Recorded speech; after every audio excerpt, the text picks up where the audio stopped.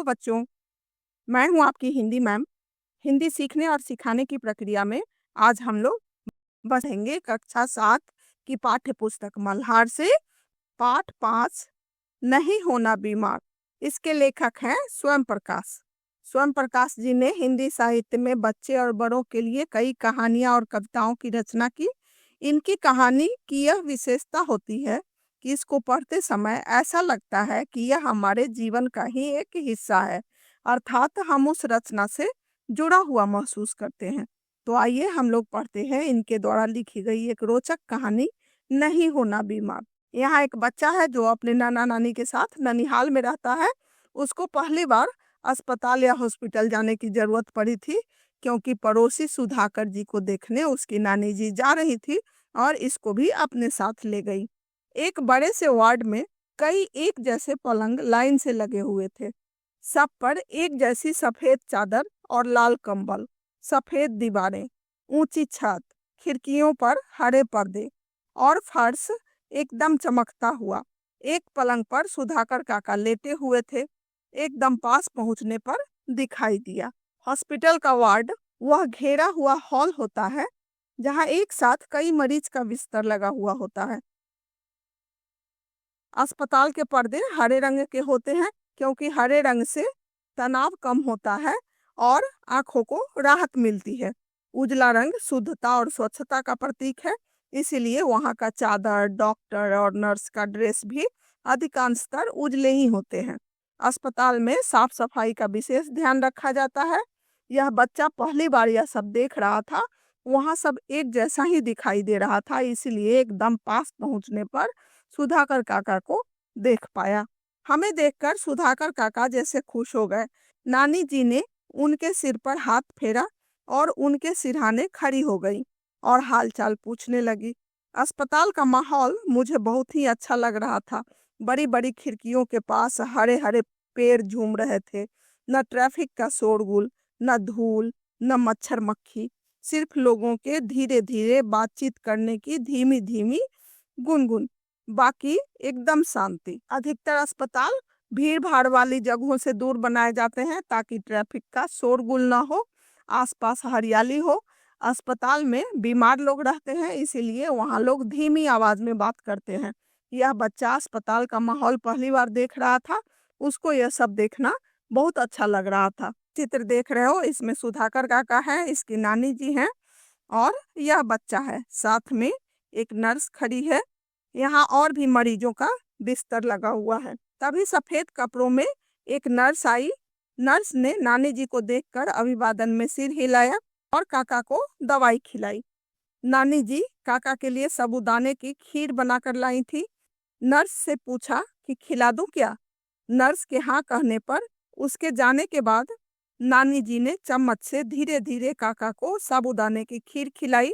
काका ने बहुत स्वाद लेकर खीर खाई। अस्पताल में नर्सें होती हैं।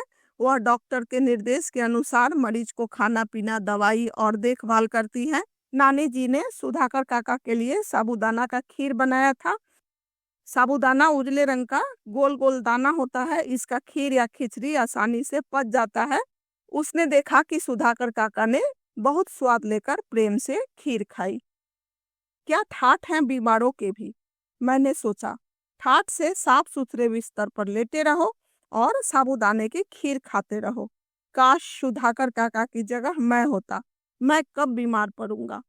बच्चे ने देखा कि कितना ठाठ है, यानी ऐसो आराम है मरीजों का। चुपचाप वह साफ सुथरे बिस्तर पर लेटे रहते हैं और साबूदाने की खीर खाते हैं।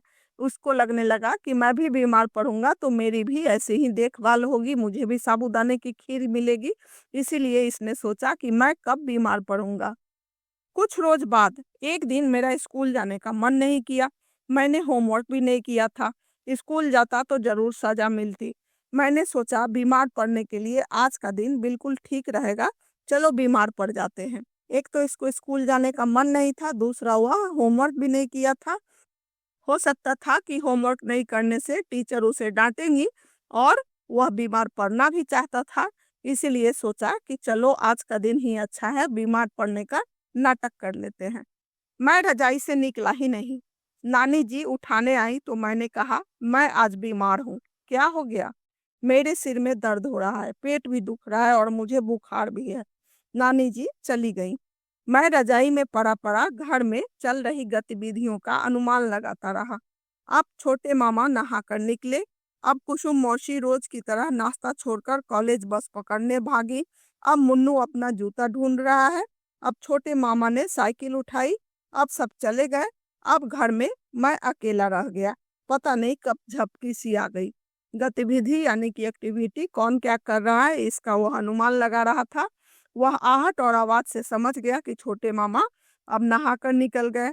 कुसुम मौसी, जिनको समय का ख्याल ही नहीं रहता था और वह रोज ही नाश्ता छोड़कर भागती हुई कॉलेज का बस पकड़ती थी, उसका छोटा भाई मुन्नू अपना जूता ढूंढ रहा है स्कूल जाने के लिए।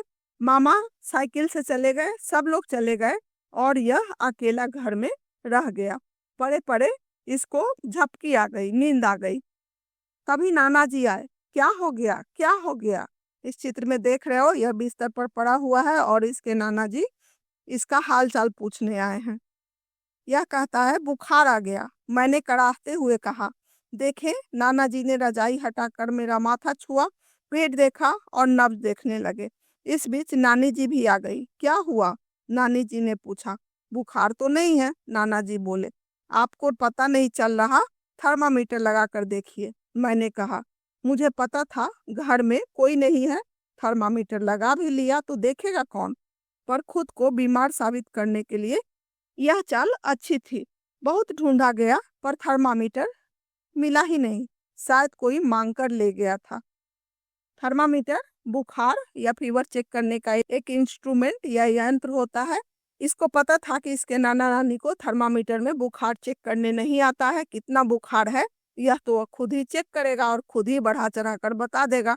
पर थर्मामीटर मिला ही नहीं। अक्सर अड़ोस पड़ोस के लोग थर्मामीटर टूट जाने पर एक दूसरे से मांग लेते हैं। हो सकता है कि कोई ले गया होगा। फिर नाना जी की आवाज आई। ले पुड़िया खा ले। ना चाहते हुए भी मुझे कड़वी पुड़िया खानी पड़ी। काढ़े जैसी चाय पीनी पड़ी। फिर नाना जी बोले, आज इसे कुछ खाने को मत देना, आराम करने दो, शाम को देखेंगे। दोनों चले गए। मैं पता नहीं कब नींद में गुड़ुप हो गया। गुड़ुप हो गया यानी कि डूब गया।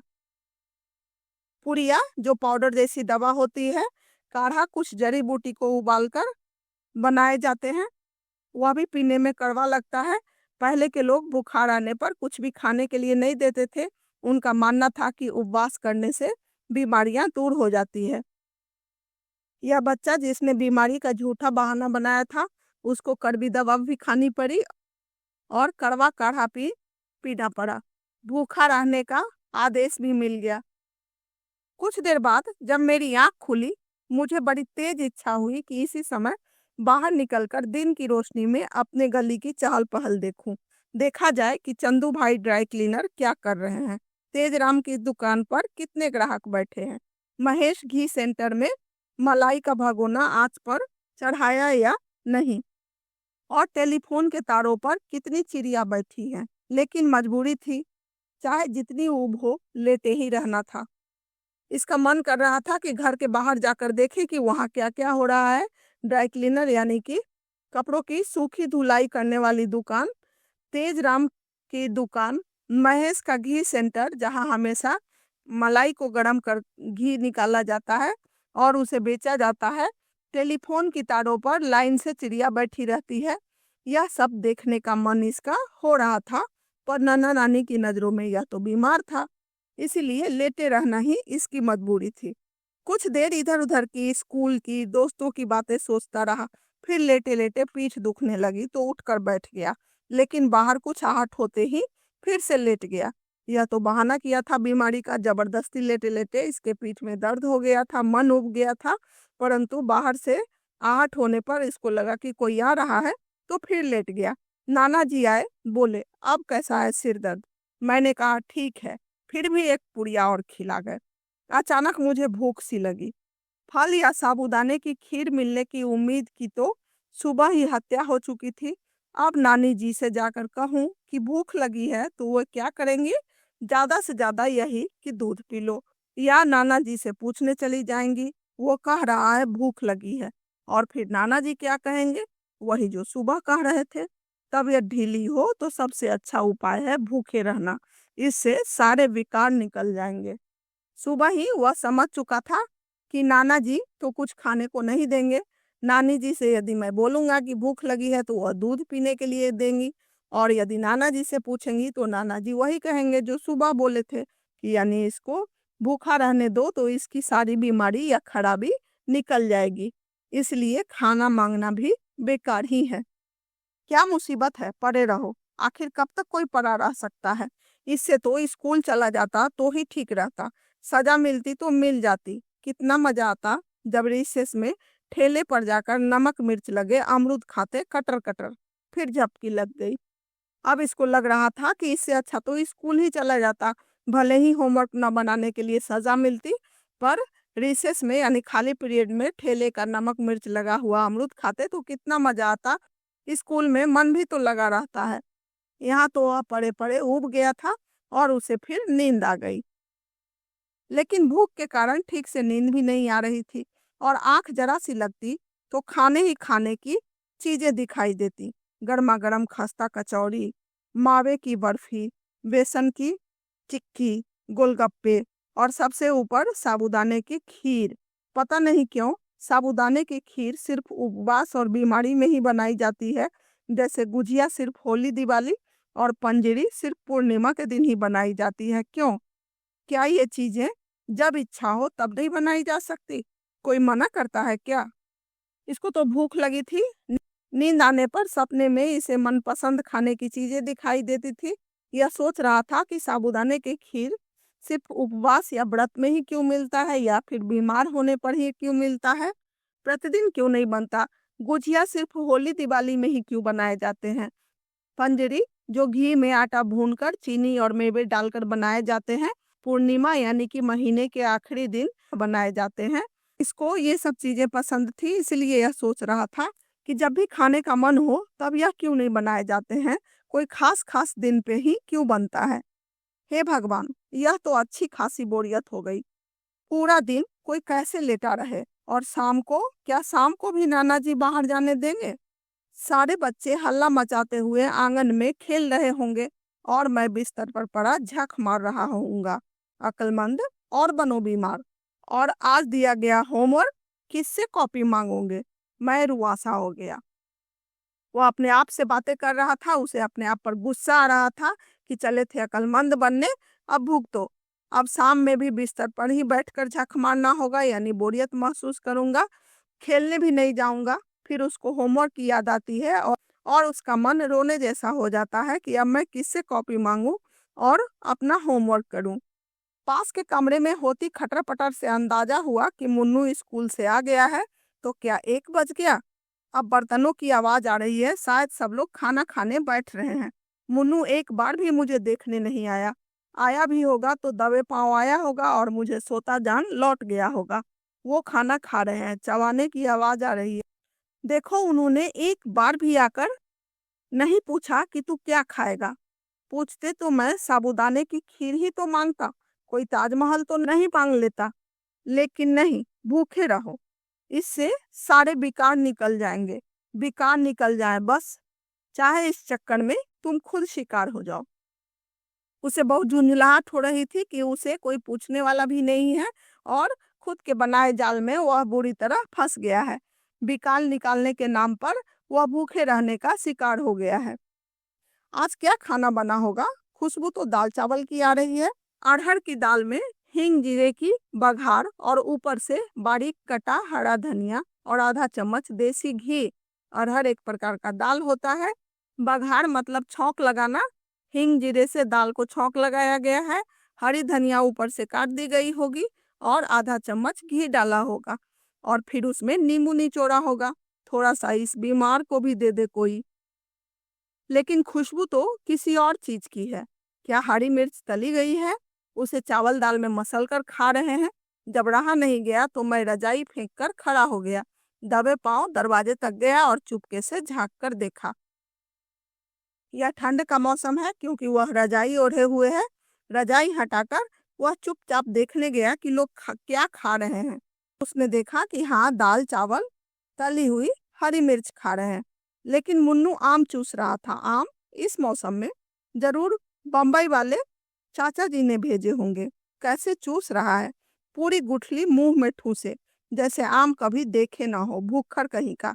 पूरा हाथ भी सान रहा है। मैं जलन, गुस्से और कुढ़न में पांव पटकता वापस बिस्तर में आ गया। उस पूरे दिन मुझे भूखे पेट ही रहना पड़ा। सारे विकार निकल गए। इसके बाद स्कूल से छुट्टी मारने के लिए मैंने बीमारी का बहाना कभी नहीं बनाया। यह खुद तो खा नहीं सकता था। भाई को आम खाते हुए देखकर यह सोचा कि जरूर चाचा जी बम्बई, जो कि मुंबई का ही पुराना नाम है, वहां से आम भेजे होंगे। वहाँ का अल्फांसो या हापुस आम बहुत ही प्रसिद्ध होता है, बहुत मीठा होता है। तो चाचा जी ने आम भेजे होंगे। किस प्रकार मेरा भाई आम खा रहा है, गुठली सहित वह मुंह में ठूस कर चूस रहा है, पूरा हाथ में लगाए हुए है। ऐसा लग रहा है जैसे वह पहले कभी आम खाया ही ना हो, पहली बार खा रहा है। पूरा दिन उसने बोरियत और भूख से व्याकुल होकर काट डाले। शरीर के साथ साथ मन के विकार भी निकल गए। इसको समझ में आ गया कि झूठ बोलना कितना महंगा साबित हुआ। फिर वह कभी भी स्कूल नहीं जाने के लिए कभी बीमारी का बहाना नहीं बताया। तो बच्चों, इस कहानी से आपने क्या सीखा? यही कि झूठ बोलने पर सारे दाव उल्टे पड़ सकते हैं और नतीजा खुद ही भुगतना पड़ सकता है। तो पाठ को हम समझ लिए हैं, आगे बढ़ते हैं। मेरी समझ से नीचे दिए गए प्रश्नों का सही उत्तर कौन सा है, उसके सामने तारा बनाइए। कुछ प्रश्नों के एक से अधिक उत्तर भी हो सकते हैं। पहला है, बच्चे के विद्यालय न जाने का मुख्य कारण क्या था? उसका विद्यालय जाने का मन नहीं था, उसका साबूदाने की खीर खाने का मन था, उसने गृह कार्य नहीं किया था, उसे बुखार हो गया था। तो आपने पढ़ा है कि उसको विद्यालय जाने का मन नहीं था और उसने गृह कार्य नहीं किया था। दूसरा है, कहानी के अंत में बच्चे ने कहा, इसके बाद स्कूल की छुट्टी मारने के लिए मैंने बीमारी का बहाना कभी नहीं बनाया। बच्चे ने यह निर्णय लिया क्योंकि घर में रहने के बजाय विद्यालय जाना अधिक रोचक है। बीमारी का बहाना बनाने से साबूदाने की खीर नहीं मिलती। झूठ बोलने से झूठ के खुलने का डर हमेशा बना रहता है। इस बहाने के कारण उसे दिन भर अकेले और भूखे रहना पड़ा। सबसे सही आंसर इसका यही होगा कि इस बहाने के कारण उसे दिन भर अकेले और भूखे रहना पड़ा। तीसरा है, लेटे लेटे पीठ दुखने लगी। इस बात से बच्चे के बारे में क्या पता चलता है? उसे बिस्तर पर लेटे रहने के कारण ऊब हो गई थी। उसे अपनी बीमारी की कोई चिंता नहीं रह गई थी। वह बिस्तर पर आराम करने का आनंद ले रहा था। बीमारी के कारण उसकी पीठ में दर्द हो रहा था। तो इसका उत्तर होगा पहला, उसे बिस्तर पर लेटे रहने के कारण ऊब हो गई थी। क्या ठाठ है बीमारों के? बच्चे के मन में यह बात आई क्योंकि बीमार व्यक्ति को बहुत आराम करने को मिलता है, बीमार व्यक्ति को अच्छे खाने का आनंद मिलता है, बीमार व्यक्ति को विद्यालय नहीं जाना पड़ता है, बीमार व्यक्ति अस्पताल में शांति से लेटा रहता है। तो यह साबूदाने की खीर देखकर ही यह सोचा था कि बीमार व्यक्ति को अच्छे खाने का आनंद मिलता है। हो सकता है आपके समूह के साथियों ने अलग अलग उत्तर चुने हो। अपने मित्रों के साथ चर्चा कीजिए कि आपने ये उत्तर ही क्यों चुने। तो आपने पाठ को समझ लिया है, आपने ये उत्तर क्यों चुना, इस पर चर्चा करना है। मिलकर करें मिलान। पाठ में से चुनकर कुछ शब्द नीचे दिए गए हैं, अपने समूह में इन पर चर्चा कीजिए और इन्हें इनके सही अर्थों से मिलाइए। इसके लिए आप शब्दकोश, इंटरनेट और अपने परिजनों और शिक्षकों की सहायता ले सकते हैं। शब्द है साबूदाना। इसका क्या अर्थ होगा? सागू नामक वृक्ष के तने का गूदा साबूदाना। यह पहले आटे के रूप में होता है और फिर कूटकर दानों के रूप में सुखा लिया जाता है। दूसरा है वार्ड। इसका उत्तर होगा किसी विशिष्ट कार्य के लिए घेर कर बनाया हुआ स्थान। तीसरा है नर्स। इसका उत्तर होगा वह व्यक्ति जो रोगियों, घायलों और वृद्धों आदि की देखभाल करे। उसके बाद है रजाई। रजाई कहते हैं एक प्रकार का जाड़े का ओढ़ना जिसका कपड़ा दोहरा होता है और जिसमें रुई भरी होती है। उसके बाद थर्मामीटर, शरीर का तापमान जैसे बुखार नापने का एक छोटा यंत्र। काढ़ा, कई तरह की जड़ी बूटियों और औषधियों को उबालकर उसके रस से बना पेय होता है, पीने लायक होता है। इसे सर्दी जुकाम खांसी बुखार और पाचन से जुड़ी समस्याओं में लाभदायक माना जाता है। ड्राई क्लीनर, जहां रेशमी ऊनी मलमल जैसे नाजुक कपड़ों को पानी साबुन और डिटर्जेंट के बिना मशीनों से साफ करने वाला व्यक्ति। ताजमहल, उत्तर प्रदेश के आगरा शहर में स्थित 17वीं सदी में निर्मित एक विश्व प्रसिद्ध स्मारक जो सफेद संगमरमर से बना है। अरहर, एक दाल जिसे तुअर भी कहते हैं। पंक्तियों पर चर्चा, पाठ में से चुनकर कुछ पंक्तियां नीचे दी गई है, इन्हें ध्यान से पढ़िए और इन पर विचार कीजिए। आपको इनका क्या अर्थ समझ में आया, अपने विचार अपने समूह में साझा कीजिए और लिखिए। कहा है, मैंने सोचा बीमार पड़ने के लिए आज का दिन बिल्कुल ठीक रहेगा, चलो बीमार पड़ जाते हैं। इसका उत्तर होगा, बच्चा बीमार पड़कर बड़ों से प्यार दुलार और अच्छे खाने की उम्मीद कर रहा था। एक दिन उसको स्कूल जाने का मन नहीं था, उसने होमवर्क भी नहीं किया था। उसने सोचा कि आज के दिन ही बीमार पड़ने का नाटक करना ठीक है। देखो, उन्होंने एक बार भी आकर नहीं पूछा कि तू क्या खाएगा। पूछते तो मैं साबूदाने की खीर ही तो मांगता, कोई ताजमहल तो नहीं मांग लेता। लेकिन नहीं, भूखे रहो, इससे सारे विकार मिट जाएंगे। विकार निकल जाए बस, चाहे इस चक्कर में तुम खुद शिकार हो जाओ। अकेले और भूखे रहने के कारण वह बच्चा पूरी तरह से झुंझला उठा था। उसको लग रहा था कि नाना जी के विकार निकालने के नाम पर उसको ही भूख और अकेलेपन का शिकार बना दिए हैं। कोई उसको पूछता तक नहीं है, वह अपने ही जाल में फंस गया था। सोच विचार के लिए पाठ को एक बार फिर ध्यान से पढ़िए, पता लगाइए और लिखिए, अस्पताल में बच्चे को कौन कौन सी चीजें अच्छी लगी और क्यों। तो इन सब के लिए आप पाठ को दोबारा पढ़िएगा और इसका उत्तर आसानी से आपको पाठ में ही मिल जाएगा। फिर उसको अपनी भाषा में कॉपी में लिख लीजिएगा। तो बच्चों, आपको यह पाठ नहीं होना बीमार पढ़कर जरूर मजा आया होगा। यदि आपको अर्थ समझ में आ गया हो तो आप मेरे चैनल को सब्सक्राइब कीजिएगा, ताकि आपको प्रत्येक पाठ का ऐसे ही विश्लेषण मिले और प्रश्नों के उत्तर मिले। ठीक है, और कोई भी दिक्कत हो तो आप कमेंट सेक्शन में लिखकर पूछ सकते हो। तब तक के लिए बाय।